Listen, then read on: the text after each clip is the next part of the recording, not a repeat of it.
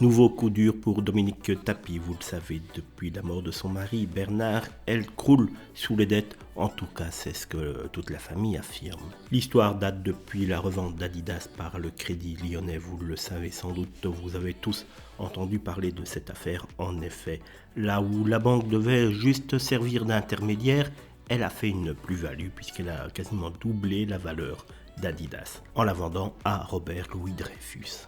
Depuis lors, il y a eu une grosse bataille de Bernard Tapie pour récupérer une partie de ses fonds qu'il a récupérés, puis il a dû les rembourser, chose qu'il n'a jamais faite. Et depuis lors, donc, la famille Tapie est soi-disant ruinée, même s'ils ont bien touché de l'argent de l'État.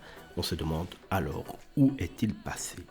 Et donc, nouveau coup dur dans cette affaire, puisqu'on apprend qu'une des maisons de la famille Tapie pourra être saisie pour être vendue il y avait maintenant plusieurs années, que Dominique Tapie se battait pour faire annuler, casser le fait qu'elle était renseignée comme la propriétaire de cette maison. En effet, celle-ci avait été engagée via une société Dolol qui était principalement au nom de Dominique Tapie elle-même. Et oui, Bernard Tapie ne mettait pas tous ses œufs dans le même panier, il déléguait un petit peu.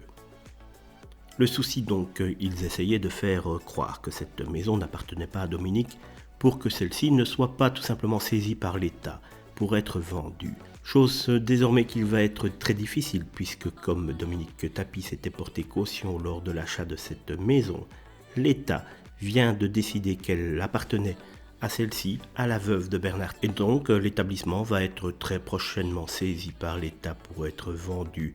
On estime à plusieurs dizaines de millions d'euros la valeur de cette maison qui, une fois vendue, ira directement dans les poches de l'État pour récupérer une partie de ce qu'ils ont perdu dans l'affaire Tapie.